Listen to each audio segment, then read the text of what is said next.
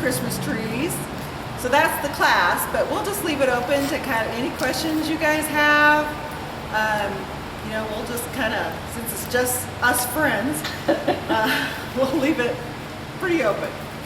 So how many of you have you ever used a living tree as a Christmas tree? Years and years ago. Years yes. and years ago. Mm-hmm. Are you thinking about doing it this year, or are you just Probably not? I have a cat that she would be claiming that. So maybe next year. I thought about it if it's something I can plant later out in the garden. Yeah. And that's the other thing. And that's the thing, you can.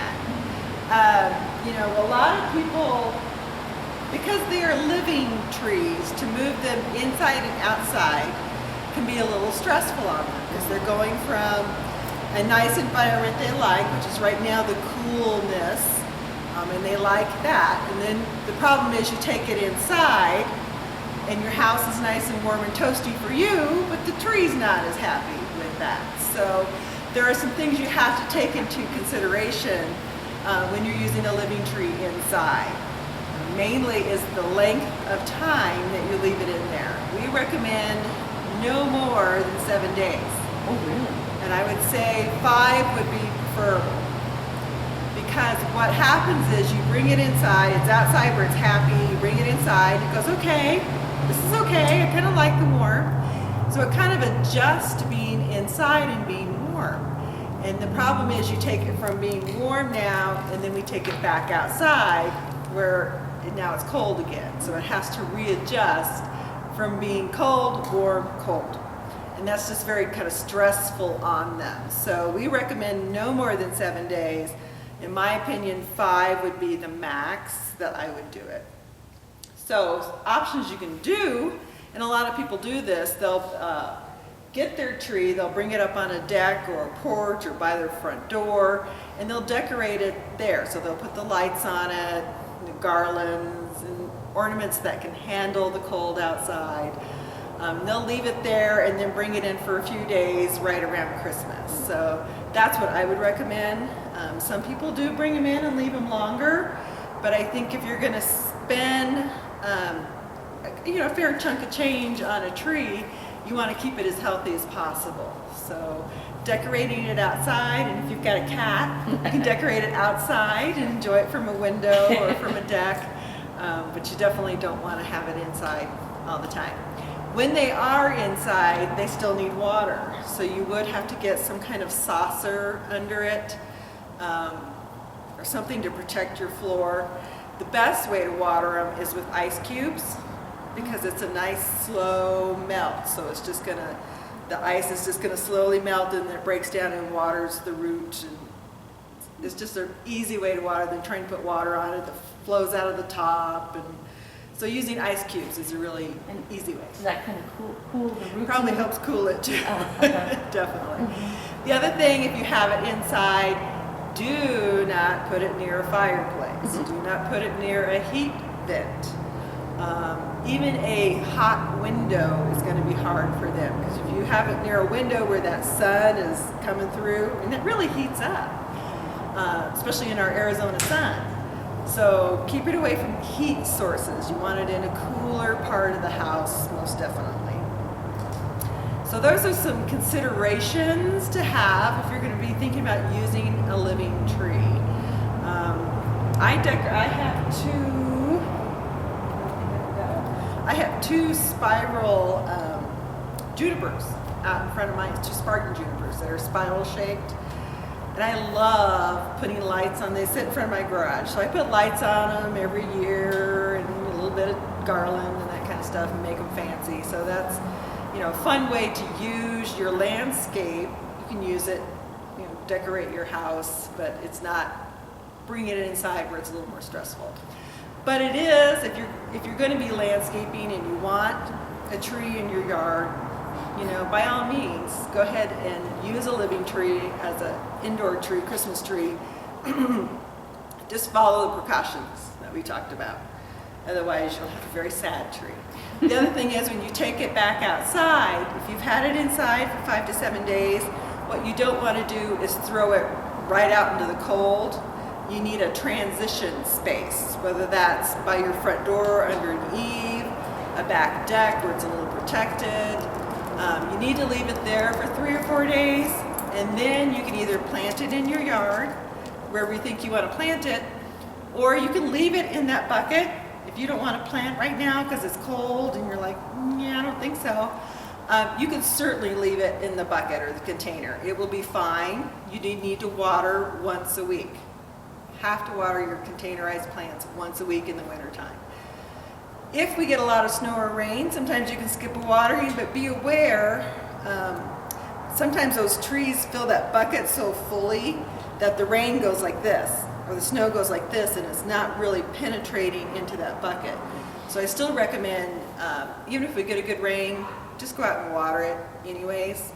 It's very, very important for winter water here, and it's something a lot of people don't think of. So don't have to plant it right away, but continue to water it. And then make sure you're giving it a transition space. So it's not from warmth to freezing cold. You're giving it a little bit of a protection for a few days before you put it fully out. So when it comes to living trees, you got a lot of options. So I think the one that most people think of is the Colorado spruce. I mean, that's your traditional Christmas tree, that traditional evergreen tree. This particular one is Fat Albert. Fat Albert they're all kind of cousins of each other, all the different spruce. He stays more blue, so his color tends to start blue and stays more blue. Fat Albert, hence his name, gets really, really wide. So it probably gets 20 feet wide, but it doesn't get quite as tall as a traditional Colorado spruce. I brought up a little baby little baby Colorado spruce, perfect for putting by your front door and decorating. But you can see the color difference. This one's definitely more green compared to that Fat Albert. So regular Colorado has that very traditional 25, 30 foot tall, with most of its width kind of at the bottom. Fat Albert, he's just a bigger, rounder guy, but he doesn't get quite as tall, so he sometimes works better into spaces, and then he keeps that nice blue look. The other one, this is a Diadora Cedar. Some people, well, sometimes, let's see if this one has it.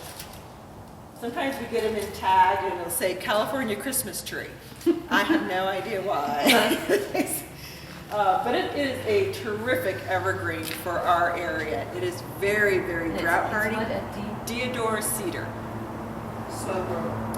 Actually not. It's probably one of the faster evergreens.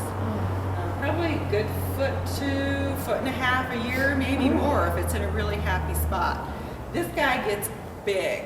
I mean, they get big. I don't know how many people I've seen put them in their landscaping. They put them right up against the house or in front of a window. But they get huge, so you got to plan for that because they're going to get easily 30, 40 foot tall and a good stretch of 25, 30 foot wide. I like the laciness of it. It is. It kind of has a really graceful branching. There's a couple of big ones down around the courthouse.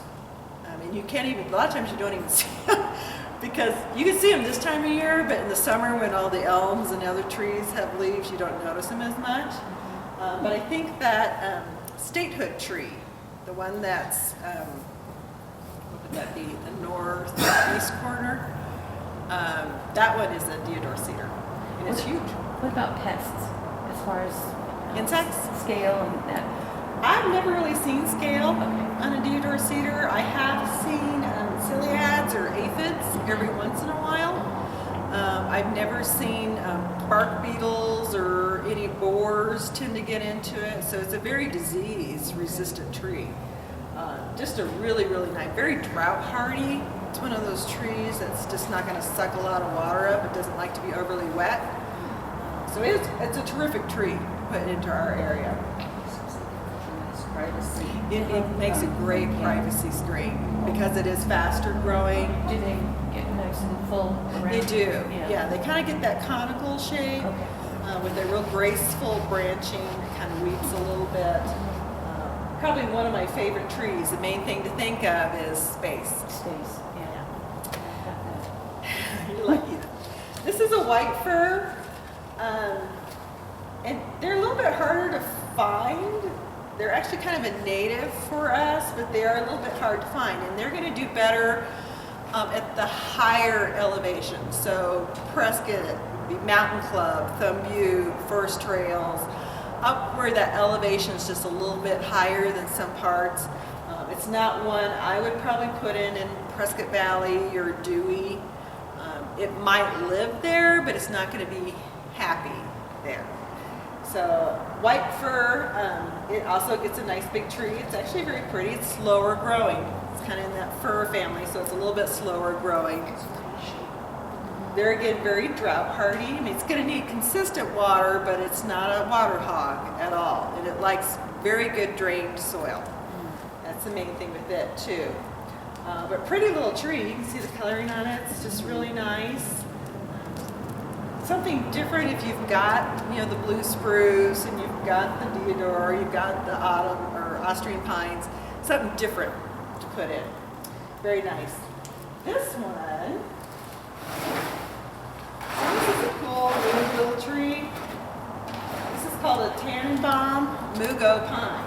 Oh. So it's in that Mugo family, but most Mugos have that real round, shrubby look. Yeah. This one creates a central leader. So you get that nice Christmas tree shape on it, but it doesn't get very big. It gets about 10 foot tall and probably 5 foot wide or so. Great for that small space. So if you want a nice evergreen Christmas tree looking tree in a smaller space, the Tannenbaum evergreen would be perfect for that. It's not going to be a crazy fast grower. I think you'd probably get 6 to 8 inches a year on it. But really neat tree. I want to try one in my yard. I'll probably put one in a container. But kind of a new one for us to bring in this year, so it'd be something to try, especially if you've got a smaller space. So this is a Albertus Bruce. It's probably one of the most common ones people think of for that little Christmas tree look. Does terrific in containers. So if you don't want to mess with digging a hole and finding a spot for it, these guys do wonderful in containers.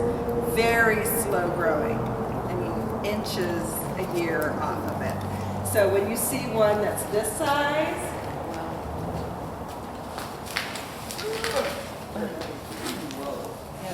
this is a very mature tree.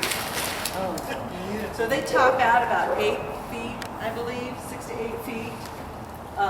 But it's going to take them a while to get there. So when sometimes people look at the price and they go, oh my goodness, it's so expensive for such a little tree. This one's $199, but this is a pretty mature tree. It's done most of its growing. It'll grow a little bit more in your yard, but not a whole heck of a lot. So it's a mature tree. So your little guy, the other thing great about these guys in containers is they're not going to outgrow your container very fast. I was just going to ask that. It's Right. not going to get that big in a container. No. All right. So because they're slow growing, they do terrific in containers, and they're not going to outgrow them. They don't mind if you put other, like this time of year, I'd put pansies and maybe heuchera around it and kind of dress up the pot. Very easy to move around in a container. The only thing these guys sometimes get is the spider mite during the warm parts of the season. But you can just kind of hose them down periodically when you're out watering and enjoying the yard. Just hose them down, and that keeps the spider mite out of them, because spider mites like those dry, dusty spots. And if you hose it down, they're just going to go, I'll move on. I don't like the environment. So that's a good thing to do with them. This is a Vanderwolf pine. It is beautiful because it has a two-tone needle to it. Has the green and the silver on it. So it's a gorgeous tree. It's in the Austrian Pine kind of family, very fast growing. Doesn't like to be overly wet at all. If there's one thing that it will do in a Vanderwolf, it's staying too wet. So if you're going to do one in your yard, make sure your hole, if you're going to plant it in the ground, drains well. I would definitely do a perk test on it because there's so many spots in our area where you think it's going to drain well, but there's a layer of caliche under there or heavy clay, and it's just not going to drain out. And this tree will be very, very, very unhappy in an overly wet spot. So it's a great tree. Just, I would do a perk test in my hole. So dig my hole, fill it with water, see how long it takes that water to drain out. If it's still there 6, 7, 8 hours later, you go out and check it, it's still got water in it, this tree will not be happy there. So find another spot for it, or sometimes if you do have caliche, you can poke a hole through it, and that'll create a drain, or so the water's just not sitting there. And I would say that's very important for all of your pines. Pines particularly do not like to be overly wet, and it's a good way to do them in. The other thing you could do, if you know you've got a lot of heavy clay in your yard, but you desperately want a pine in there, plant it up on a mound a little bit. So instead of doing that well where the water's going to sit around it, if you plant it up a little bit, that water's going to cascade off, and it gives a little more leeway underneath so that you get better drainage. So that's something to think about if you're going to be putting pines in.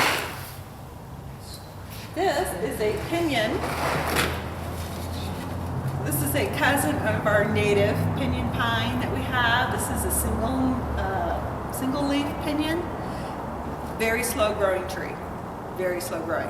So it's going to take it almost 10 years to get even like 4 or 5 feet on it. But after it reaches that point, once it reaches a little bit more maturity, then it really starts growing. It does produce the pinyon pine nuts, but there again, it's got to have some maturity to it. So it's got to be 10, 15 years old before it'll start producing. But neat tree, especially if you're trying to get more natives into your yard. The single needle pinyon would be a terrific addition. Easier to transplant than our native pinions, which don't like to be in a bucket, and they don't like to be transplanted, and they don't like, they just want to be left alone. They just die. They do. They're very much a challenge. Whereas this guy, because he's been grown in a bucket, he's going to transplant a little easier for you.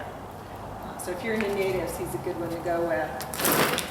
This is also a new one for us. This is called a Canaan Fir. What? Canaan, C-A-N-A-A-N. Oh, This one also gets big, very, very big. It's probably going to get 40, 45 foot tall. Slowly? Slowly, okay. yeah.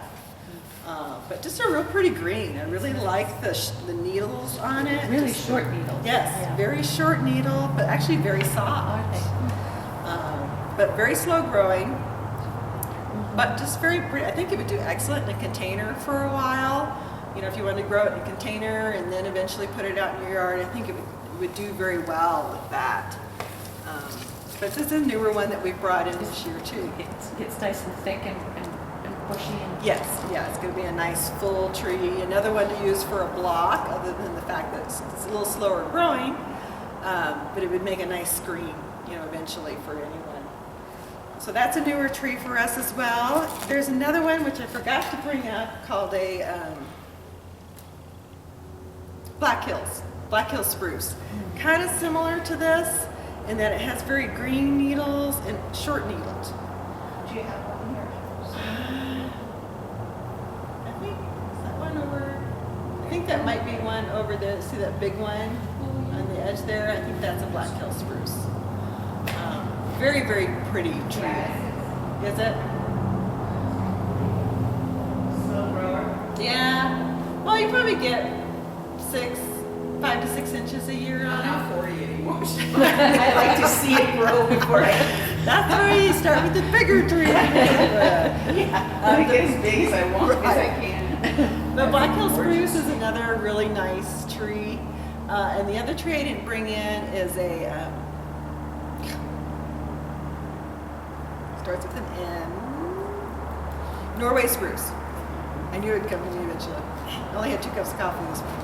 Norway Spruce is also very, very, very green, like lush green. The ones we had were kind of bigger, so I didn't want to drag it in here. But they're right outside the greenhouse. If you want to look at them later, I can show them to you. They're again kind of a little more shorter needle, but very green, very pretty. Just take a look at that. So then I brought up a few things that are kind of weird, but you know, sometimes work. Depends on what you're doing. If you want something that stays very small, this is a Westmont arborvitae.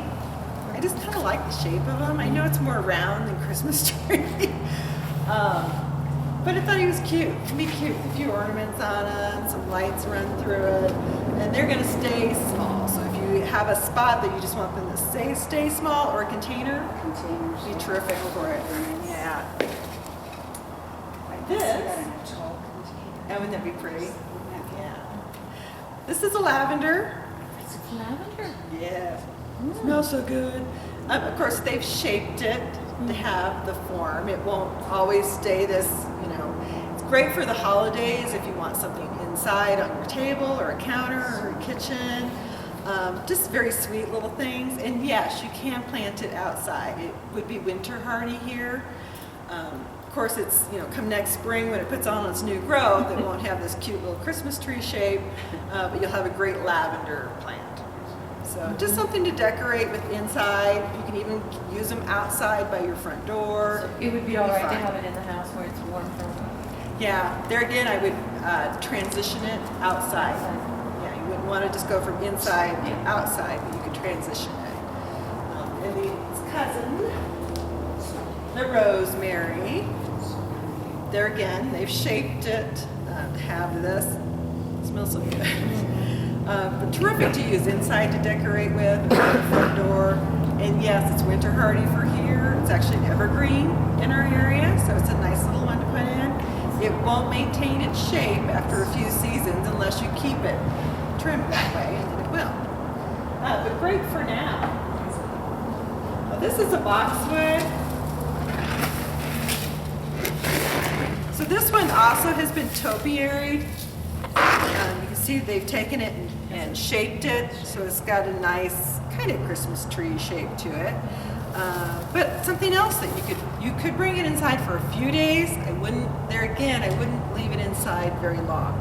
But if you're doing a party or you just want to decorate, easily for a few days. Boxwoods are very hardy. They're animal resistant. The deer stay away from them, javelina, all those guys stay away from them. How high does that go? This one is Green Mountain, so I think it gets 5. Let's see the height on it. Got to keep them all straight. There's a bunch of boxwoods. This one's Green Mountain, so it gets about 5 foot tall, and it would get bushy normally. It doesn't mind being trimmed though. It's one of those that you could easily topiary, or if you just want to let it go, you can let it go. They are evergreens. Sometimes if we get a really hard frost, sometimes you'll see a little burn on the edges. You can just trim that off and they grow right out of it in the spring. But nice because you can do a lot of fun things with them. I also brought up, because we just got them in, Christmas cactus.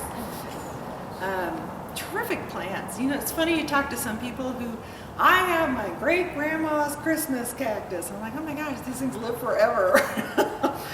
But beautiful when they bloom. This one's still in bud, but it'll be, some of these blossoms are about ready to open. Gorgeous when they are in full bloom, and they bloom for a long time. So it's not just bloom and then I'm gone. You probably easily get 4 or 5 weeks out of a bloom, would you say? But just terrific, fun little plants for the holiday. We just got a whole shipment in, so I brought them up because I thought of it. Do you keep them inside then? These are inside. Okay. Yeah, I mean, you could put it outside on a patio in the summertime after frost. It's just a fun little plant. They come in different colors. This one's kind of a pinky red. They come in white, purple, orange, more red, bunch of different colors. Where do they like to be in the house? I mean, what? So they want a bright room. Bright room. But they don't, bright room, but not, they're again, not where the heat's going to come right through a window and hit them, Oh, okay. but a bright room. To get them to bloom again, we have a sheet down in the store because they have to have a certain period of darkness to get them to come into bloom again. So you have to put them in a bedroom or someplace where they need like 6 or 8 hours of total darkness. Really? But the sheet kind of goes through all that and explains it. They are kind of in that succulent family, so they like to go on the dry side. So they're a terrific plant to put into an area where you don't, like if you've got a bedroom that you don't go into a lot, you go, oh yeah, I should water that. It's fine with that because it likes to go on the dry side. Some people love them to death too much and they overwater them. If you So keep put it somewhere you will never see it. You can't enjoy it. or you can't enjoy it. But If that's you just to water- make it bloom, right? I Right, mean, just once to get it to bloom. bloom, yeah. Yeah, most of the year you can just leave it out where you want it. If you get it too wet, you'll see these, they'll start just kind of rotting and falling off. So it definitely wants to be on the dry side. This is a bromeliad. And I brought this up because I love the color on it. What is it? Bromeliad. There again, it's an indoor plant for us. But these blooms, how long would you say they bloom, Cheryl? They bloom a long time. It's like this The blooms blooms last a long time before they. long time. So nice color in your house, especially as we go through these winter months and you're just like, I just want something pretty that will color. And bromeliads will do that because they just stay in bloom forever. I have never been able to get them to bloom again. So I kind of do these guys in orchids with the same thought of I'm enjoying it while it's in bloom and it stays in bloom for a crazy long time, but when it's done blooming, I throw it away. Some people cannot do that. Find a friend, give it to a friend. Let them throw it away. Let them throw it away. But enjoy it as a kind of a living bouquet, but when it's done, I mean, if you're a die-hard gardener and you're determined, I would say work with it. Otherwise, just enjoy it for the time that you have it, and then just kind of out the door. I do the same thing with poinsettias. I mean, I love poinsettias for the holiday season. It's pretty, that colors, the reds, the pinks. But when it starts to, when it's Valentine's Day and it's starting to go, throw the poor thing away, It's time. You can do that. It's okay. But I just wanted to bring these up to show you guys because I just thought they were so pretty and a little bit different. And these come in all different colors too, from they're in pinks and yellows and oranges and reds. There's one down there, I should have brought it up. It was kind of a variegated pink and white. The edges were white, but the inside was more pink. It was very, very pretty. So something to think about for your holiday decorating. And then one last thing I'll mention is a product. So this is called Cloud Cover. This is kind of a polymer, great to use on your evergreens as we go into this winter season. So it kind of seals on them and keeps them from drying out as much. So Prescott winters, we'll see what this one turns out to be, can be very, very dry. Sometimes very dry, we don't have any moisture, and the coldness even makes it worse. So this is kind of like putting a little jacket on your evergreens. It just gives them that little edge of protection so they don't get that winter burn on them, and then they don't dry out as easily. Also great to use on your cut greens if you do like a wreath, cut green wreath by your front door, or fresh garlands, boughs, any of that kind of stuff. It's terrific to spray this down on it, and it just keeps them more supple. They don't dry out nearly as quickly through the winter time. So carry it in ready to spray in the concentrate. But it works very, very well. In fact, when we get our cut trees in and our wreaths and that kind of stuff, first thing we do is hose them down with Cloud Cover. Before we even put them up to sell, we get them all hosed down and covered. And we spray our evergreens with it when they come in, especially from Oregon. They're coming down where it's really nice and moist and they love it. And then they come to Prescott and they're like, oh, this is very dry. So we spray them down with the Cloud Cover. And it just kind of helps them make that transition from the moistness to our aridness. Do you put that product on several times a year? We do it when things first come into the garden center. We do it. I like to do it again in the winter time because it just kind of gives them an extra little layer of protection. I mean, most of your evergreens are fine in our cold, and it's not so much the cold, it's the aridness, the dryness that they don't like as much. So it's kind of just a good protector. Yeah. Any questions? We're short and sweet today, apparently. Going back to the Vanderbilt, Uh-huh. is that pretty slow to grow? No, I would say you easily get a foot, maybe even a foot and a half a year out of it. So it is faster growing.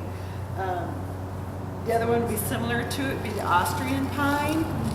So if you want a fast growing pine, the Austrian Pine, and this guy would be good ones to put in. I just like the feel of that, it's so soft. I know. I just love to touch the branches. It is It's a really nice pretty. one, very, very nice. The Diadora was a fast grower too. Fast growing, yeah. So he's pretty fast growing, he's pretty fast growing. The rest, these crazy slow growing, crazy slow growing. And then the rest of them are gonna be in that moderate range where we call it 6 to 8 inches. So they put on their new candle growth, usually in the spring. And that's kind of the growth you get for the year. So because of that, if you have evergreens out in your yard and you haven't fed them yet, I really recommend you feed them because you're gonna plump them up. So when they're ready for that spring, they're gonna shoot good growth on them, good candle growth on them. Because that's when you get most of your growth. So now's the time to feed those. Definitely. And don't forget to winter water, even things in your landscape, twice a month, winter water. You're probably going to do that till about the end of February. If we get a lot of rain, who knows what this winter is going to do? Anybody's guess. If we get a pretty good snow, it takes 6 inches of snow to equal like an inch of rain. So it takes a fair amount of snow to really penetrate and get that moisture down into the root level. So don't let the snow fool you. Some people go, oh, we got snow, I don't need to water. Well, you do. So just pick some nice days and go out and water a couple times a month. Like Trees. containers once a week. Containers I do once a week. They're a little bit different. Especially in containers, if you know we're going to get a really heavy frost, like they're going frost alert, be careful, go out and water those things in containers before that, and they will appreciate it. That water kind of acts as an antifreeze for them. So a wet plant or a plant with moisture in the roots is going to go through a lot easier than a dry plant.